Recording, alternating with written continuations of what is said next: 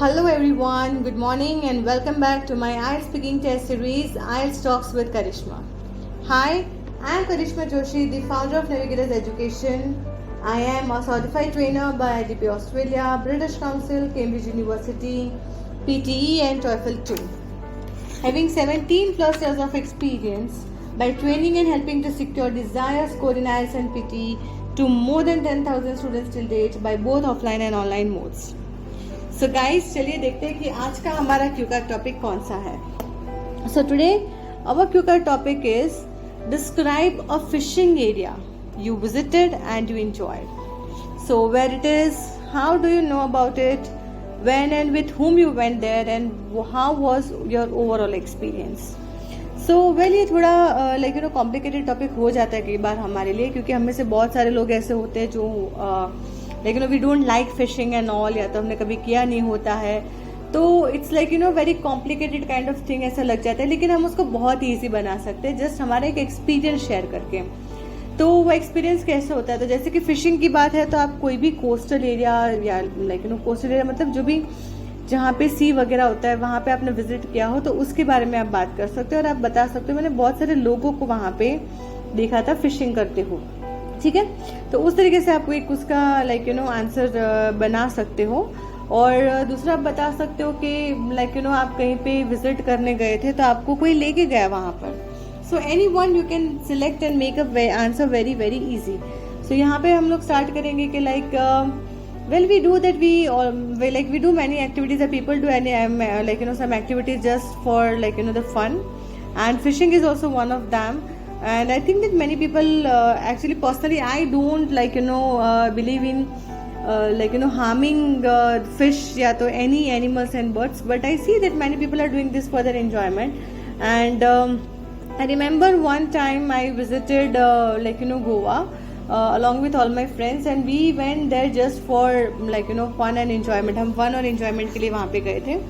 तो हमने बहुत सारी एक्टिविटीज गोवा में की. तो वहाँ पे सबसे पहले आपका क्यू क्वेश्चन है कि वेयर इट इज, तो वो कहाँ थे, how you know about it, आपको उसके बारे में कैसे पता चला और आप कब और किसके साथ गए थे. तो वो हम पहले कवर करेंगे कि मैं गोवा गई थी या गया था. And it was I remember 1 year back या तो just in this last vacation couple of months back. तो हम लोग ने वहाँ पे बहुत सारी जगह पे घूमा. मैं मेरे फ्रेंड्स के साथ वहाँ पे गई थी, हम लोग ने बहुत सारा घूमा वहाँ पर. We did many of the activities like sports, sea sports and many activities like boating and others. तो वहाँ पे एक दिन हम लोग को हमारे जो हम होटल में रुके थे तो वो लोग हमें बोला कि हम आपको इसके अलावा भी गोवा सिटी की बहुत सारी अलग अलग जगहों पे लेके जाएंगे कि जो वहाँ पर द विजिटिंग स्पॉट्स. सो हमने उनका वो कैब बुक किया था for the whole day, and we were about to see many of the there is also one वहाँ पे किला भी है, पैलेस है, वो भी हम देखने वाले थे.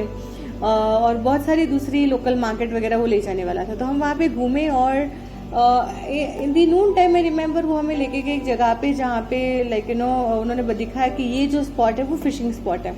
उन्होंने हम में से बहुत सारों को बोला भी कि अगर आप में से किसी को भी शौक है फिशिंग का तो वहाँ पे कुछ ऐसे वेंडर्स बैठे हुए थे जो आपको वो उसका सामान देंगे फिशिंग करने के लिए, और आप उसको वहाँ पे बैठ के सिखाएंगे भी सही. तो उसका जो रॉड और नेट होता है वो भी आपको देंगे तो आप कर सकते हो. तो वहाँ पे मुझे पहले तो बहुत बुरा लगा कि नहीं, this kind of activity should not be there. और मेरे साथ मेरे फ्रेंड्स थे, हम लोग भी ये चीज़ में नहीं मानते थे. पर हमने देखा कि दूसरे विजिटर्स भी थे तो वो लोग वहाँ पे कर रहे थे फिशिंग वगैरह, और कुछ ऐसे भी थे जो सिर्फ फिश को पकड़ के छोड़ भी दे रहे थे. तो वो मुझे बहुत अच्छा लग रहा था कि ठीक है आप छोड़ रहे हो. So I think that this is some kind of activity which is mostly found in the coastal area. And मुझे लगता है कि वहाँ पे बहुत सारे लोकल लोग जो है वो भी वहाँ पे फिशिंग करने के लिए जाते हैं. तो I think that I have seen something different and something for the first time. And yes, it was not so good experience for me, but yes, मैंने कभी ऐसा देखा नहीं था. तो it was my first experience. फिर दूसरा आप बता सकते हो कि आप किसी के घर विजिट करने गए थे तो वहाँ पे वो कोस्टल एरिया में है. ठीक है, जैसे कि आपको इस सिटी का नाम बता दो कि मैं पोरबंदर विजिट करने गई थी, मेरे वहाँ पे अंकल रहते हैं तो उनके वहाँ पे. तो हम लोग एक दिन शाम को घूमने के लिए बीच पे गए थे. And we were enjoying clicking photos and everything, my cousins and my uncle and my parents and all of us. तो वहाँ पे हम लोग ने फिर सोचा थोड़ा वॉक भी कर लेते. तो वॉक करते करते हम जैसे ही बीच पे आगे बढ़े तो हमने देखा कि बहुत सारे लोग जो है वो वहाँ पे फिशिंग कर रहे थे और like you know they had the rod and net in their hand and all, तो they were enjoying that. But for me like you know they were using fishing nets in water. कई लोग को like you no बोलते हैं कि सुबह में time पे हम अच्छा से यहाँ पे फिशिंग करते हैं, तो वो like you no it was their choice like you know for doing that and they were enjoying. But I mostly enjoyed the beautiful like you know sea walk and like you know also the cool breeze coming out from there.